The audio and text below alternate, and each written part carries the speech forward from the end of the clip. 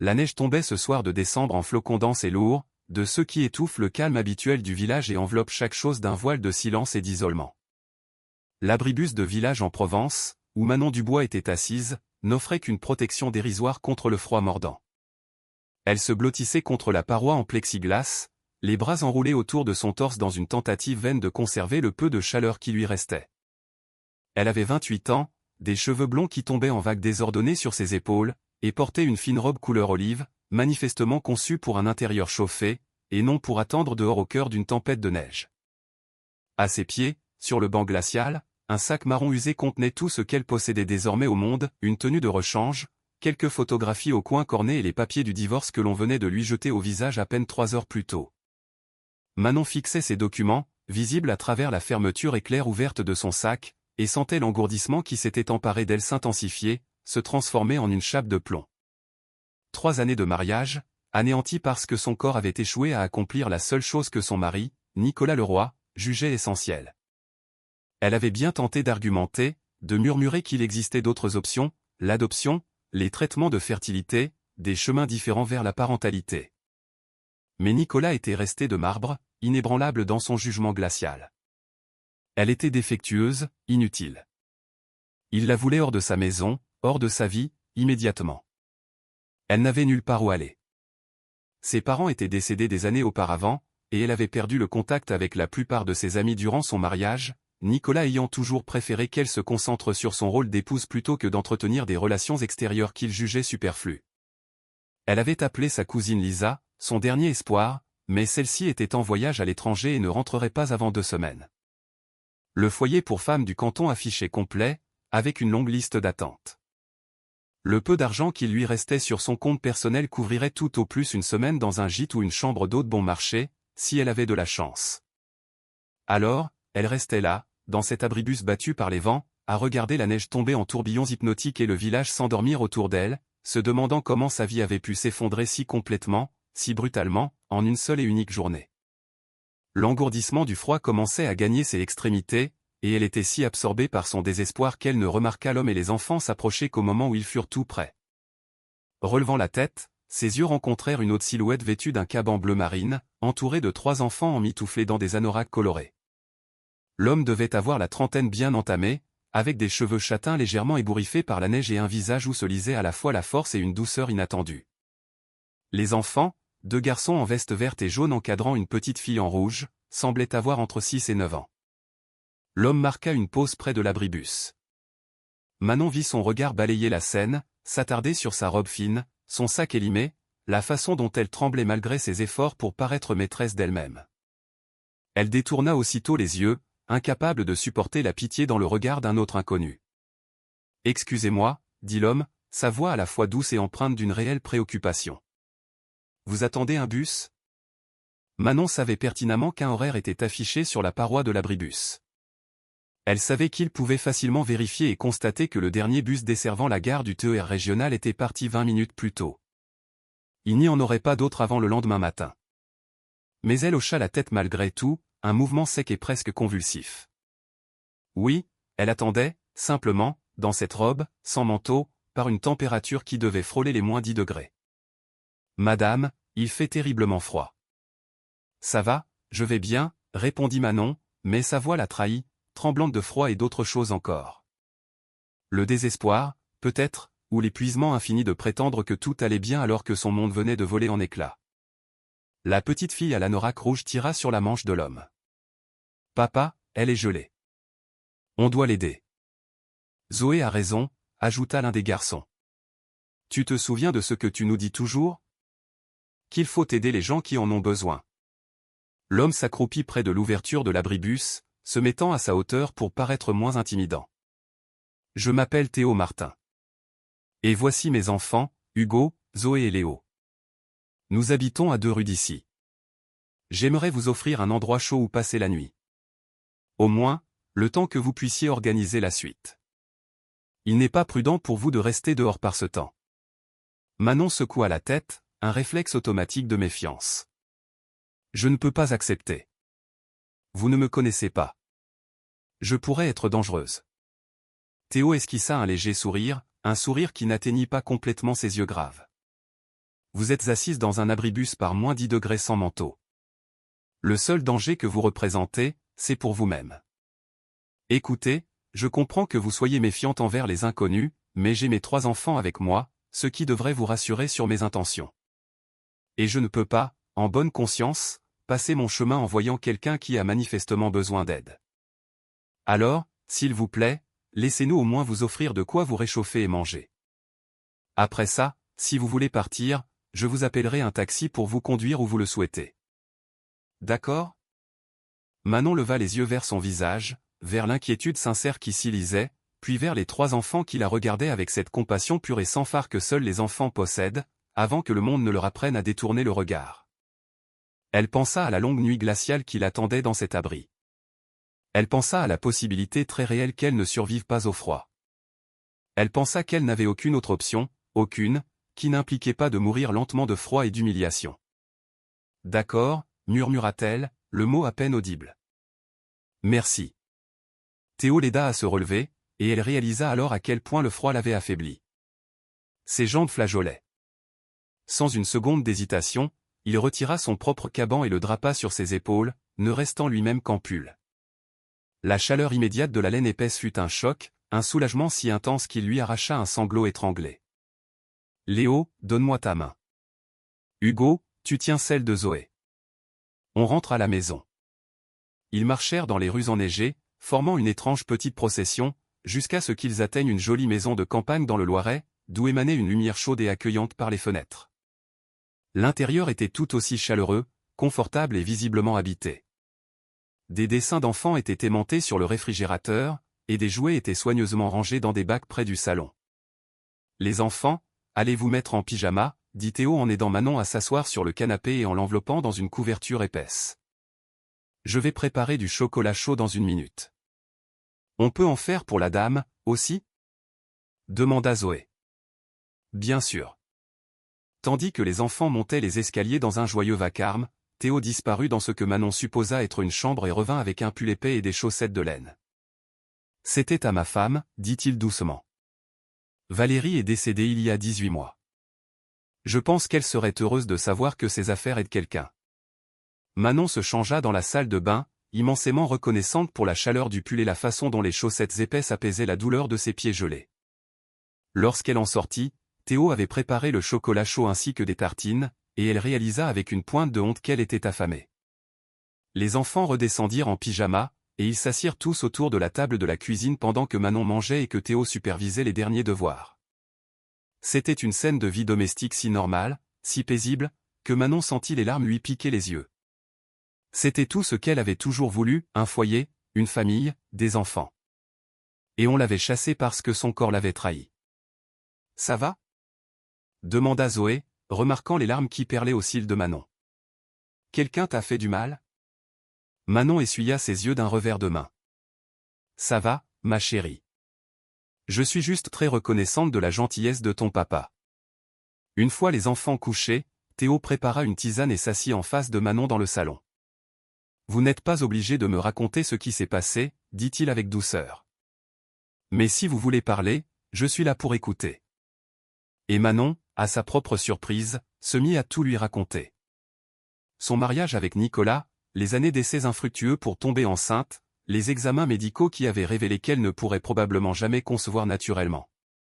La froideur de Nicolas, son ressentiment grandissant, et enfin, cet après-midi même, son annonce brutale qu'il voulait le divorce, qu'il avait déjà trouvé quelqu'un d'autre ou une femme plus jeune et plus fertile et que Manon devait faire ses valises et partir sur le champ. « Il a dit que j'étais cassée », conclut Manon, sa voix à peine plus qu'un souffle brisé. « Que j'avais échoué dans la seule tâche qu'une épouse est censée accomplir. Et il a raison. Je suis cassée. Je ne peux pas donner à un homme la famille qu'il mérite. » Théo resta silencieux un long moment. Quand il parla enfin, sa voix était ferme, mais dénuée de toute dureté. « Votre ex-mari est un homme cruel et un idiot. Et je dis ça en sachant exactement ce que signifie vouloir des enfants et construire une famille. » Il fit un geste large, englobant la pièce, les jouets, les photos, toutes les preuves de l'existence de 3 jeunes vies. Ma femme Valérie et moi avons essayé pendant des années d'avoir des enfants. Des années de déception et de chagrin. Et quand nous avons finalement accepté que cela n'arriverait pas naturellement, nous les avons adoptés. Tous les trois, à des moments différents, dans des circonstances différentes. Et je peux vous dire avec une certitude absolue qu'ils sont mes enfants de toutes les manières qui comptent. L'incapacité à concevoir ne fait pas de vous une femme cassée, Manon. Cela signifie simplement que votre chemin vers la parentalité, si c'est ce que vous voulez, est différent de celui que vous aviez imaginé. Manon sentit quelque chose se fissurer dans sa poitrine, un nœud serré de honte et de chagrin qui s'était noué en elle toute la journée. Mais Nicolas a dit, Nicolas a tort. De plus, un mariage, un partenariat, c'est tellement plus que la simple reproduction. C'est le partage, le soutien, les rêves communs, la construction d'une vie à deux. S'il vous a réduite à votre seule capacité reproductive, alors il ne vous a jamais vraiment accordé de valeur en tant que personne. Et c'est son échec, pas le vôtre. Au cours des jours suivants, alors que la tempête de neige continuait de paralyser la région et que Manon restait dans la chambre d'amis de Théo, elle commença à voir à quoi ressemblait une vraie famille. Théo, qui gérait son propre cabinet de conseil financier depuis la maison, structurait ses journées autour de ses enfants. Il leur préparait le petit déjeuner, les aidait pour leurs devoirs, assistait au gala de danse de Zoé et au match de basket d'Hugo via une retransmission en direct. Il était patient lorsqu'ils se chamaillaient, ferme quand ils avaient besoin de limites, et affectueux d'une manière qui ne laissait aucun doute sur l'amour profond qu'il leur portait. Les enfants, de leur côté, avaient accepté la présence de Manon avec la facilité d'adaptation de la jeunesse. Zoé la déclara sa nouvelle meilleure amie, et insistait pour lui montrer tous ses jouets préférés. Léo, le plus jeune, posait une infinité de questions sur d'où venait Manon et ce qu'elle aimait faire. Hugo, l'aîné et le plus perspicace, lui offrait simplement une compagnie silencieuse, semblant comprendre qu'elle avait besoin d'espace. « Il vous apprécie », observa Théo un soir, après que les enfants furent couchés. Et ce n'est pas quelque chose qu'ils font facilement. Après le décès de Valérie, ils sont devenus méfiants envers les nouvelles personnes, effrayés de s'attacher et de perdre quelqu'un à nouveau. Je les apprécie aussi, répondit Manon, et elle le pensait sincèrement. Ce sont des enfants merveilleux. Vous avez fait un travail incroyable en les élevant seuls. Ça n'a pas été facile, surtout les premiers mois après la mort de Valérie. Je me noyais dans le chagrin tout en essayant de le leur cacher. Et ils étaient en deuil, eux aussi. Nous avons juste lutté pour traverser chaque journée, les uns après les autres. Mais nous nous sommes entraidés, marqua-t-il une pause. Ils m'ont donné une raison de continuer, et je leur ai apporté la stabilité et le réconfort. Nous sommes devenus plus forts, ensemble. Le 4e jour, la neige avait enfin cessé de tomber, et Manon sut qu'elle devait prendre une décision. Elle ne pouvait pas rester indéfiniment dans la chambre d'amis de Théo. Mais lorsqu'elle mentionna la recherche d'un gîte ou d'un foyer à plus long terme, Théo secoua la tête. « J'ai une proposition à vous faire, dit-il. Et je veux que vous y réfléchissiez sérieusement avant de répondre. » Manon attendit, curieuse et un peu nerveuse. « J'ai besoin d'aide, continua Théo. Gérer une entreprise de chez moi tout en m'occupant de 3 enfants, c'est possible, mais c'est épuisant. Je cherche quelqu'un pour m'aider dans la gestion de la maison. Quelqu'un qui puisse être là quand je dois me déplacer pour le travail. Quelqu'un qui puisse aider avec les devoirs, les repas, et simplement maintenir le tout à flot. Je vous paierai un salaire équitable, je fournirai le logement et les repas, et cela vous donnerait le temps de réfléchir à vos prochaines étapes. Ce ne serait pas permanent, à moins que vous ne le souhaitiez, mais cela vous offrirait un havre de paix pour reconstruire votre vie. Il la regarda droit dans les yeux. Et avant que vous ne pensiez qu'il s'agit de charité, soyons clairs, j'ai réellement besoin d'aide.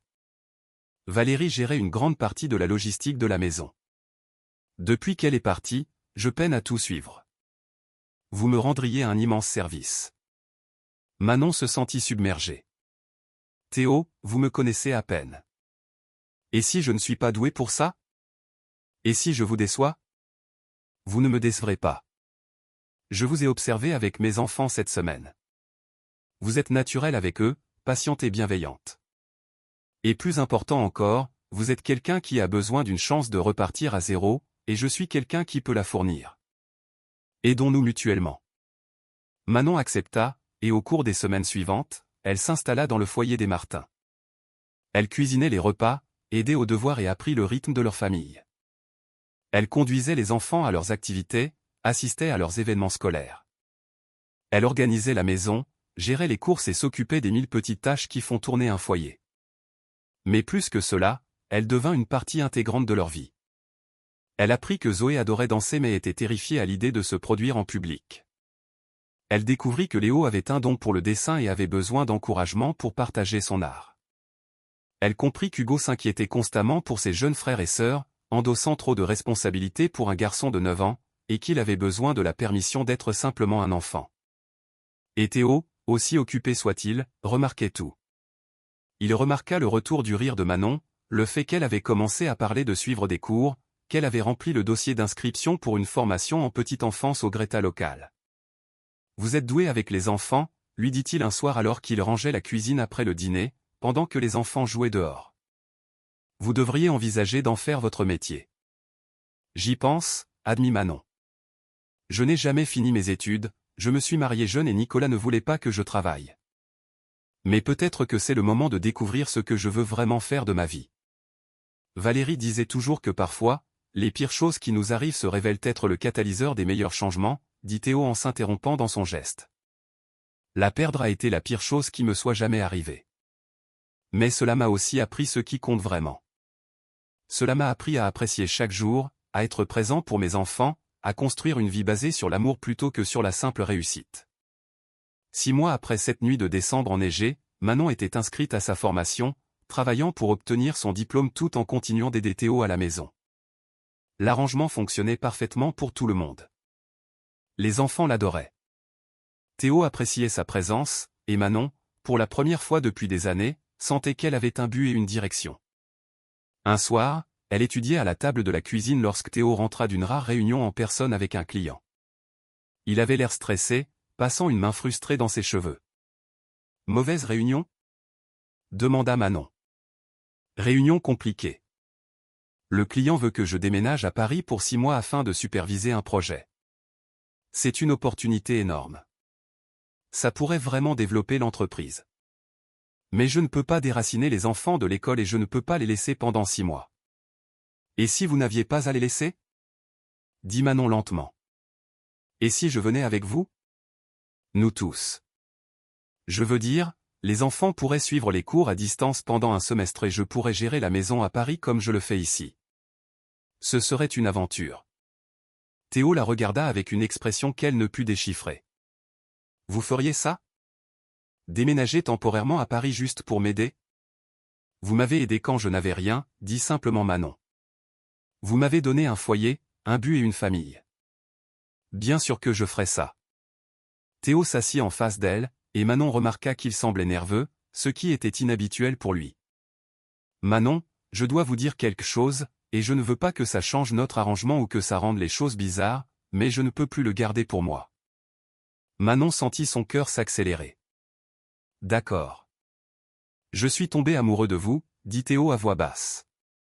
Pas parce que vous m'aidez avec les enfants ou parce que vous avez rendu ma vie plus facile, même si c'est le cas. Mais parce que vous êtes bienveillante, forte et courageuse. Parce que vous vous êtes relevée après qu'on vous ait dit que vous ne valiez rien, et que vous avez prouvé que c'était faux. Parce que mes enfants vous aiment et que je fais entièrement confiance à leur jugement. Parce que quand je pense à l'avenir, je ne peux pas l'imaginer sans vous. Il leva une main avant qu'elle ne puisse répondre. Je sais que c'est compliqué. Je sais que vous vous remettez encore de votre divorce. Je sais qu'il y a une dynamique de pouvoir ici, car je suis techniquement votre employeur. Alors je ne demande rien pour l'instant.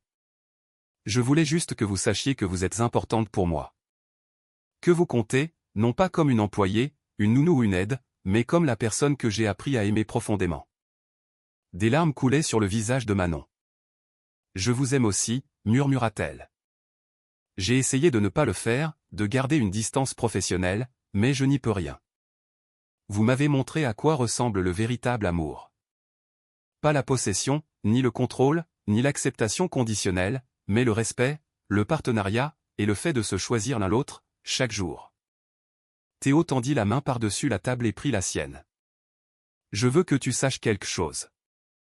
Ton ex-mari t'a fait sentir que tu n'étais pas assez bien parce que tu ne pouvais pas avoir d'enfants. Mais Manon, j'ai 3 enfants. Je n'ai pas besoin que tu me donnes une famille. J'en ai déjà une. Ce dont j'ai besoin, c'est d'une partenaire pour partager cette famille, de quelqu'un pour construire une vie à mes côtés. Et je te choisirais toi, infertile et tout, plutôt que n'importe qui d'autre au monde. » Ils restèrent ainsi un long moment, les mains jointes sur la table de la cuisine, et Manon sentit quelque chose s'apaiser au plus profond de son âme. On l'avait rejetée parce qu'on la jugeait cassée.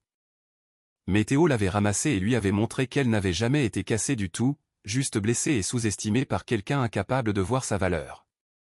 Ils déménagèrent à Paris pour 6 mois, tous les 5.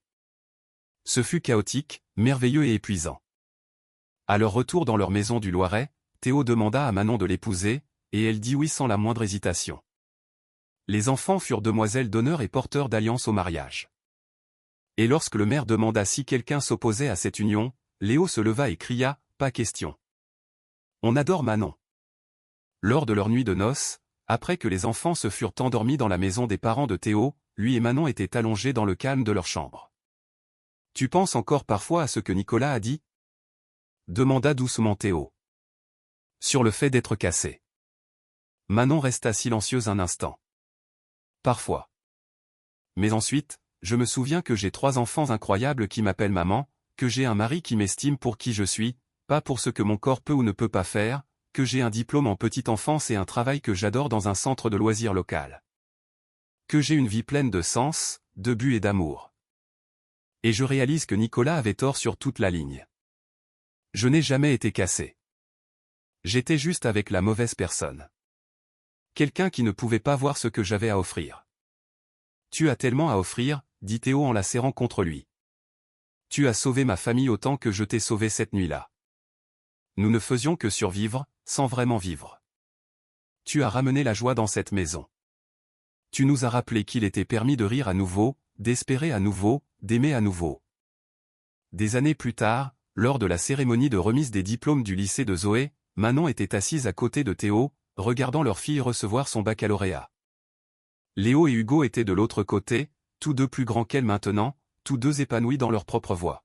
« Maman, » dit Zoé dans son discours de fin d'année, « m'a dit un jour que parfois, les pires choses qui nous arrivent se révèlent être les meilleures, déguisées.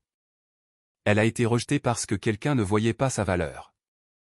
Mais cela l'a conduite à notre famille, à un père qui avait besoin d'aide, et à 3 enfants qui avaient besoin d'une maman. Et aujourd'hui, je ne peux pas imaginer la vie sans elle. Elle m'a appris que notre valeur n'est pas déterminée par ce que nous pouvons ou ne pouvons pas faire, par notre apparence ou les capacités de notre corps. Notre valeur est déterminée par la façon dont nous aimons, dont nous sommes présents pour les autres, dont nous transformons notre douleur en compassion. » Manon essuya les larmes qui coulaient sur ses joues tandis que Théo serrait sa main. Elle pensa à cette jeune femme assise dans l'abribus, brisée, perdue et convaincue qu'elle n'avait rien à offrir au monde. Et elle pensa à l'homme qui s'était arrêté, qui avait vu au-delà des circonstances son humanité, qui ne lui avait pas offert la pitié, mais un partenariat. Elle avait été trouvée. Elle était complète.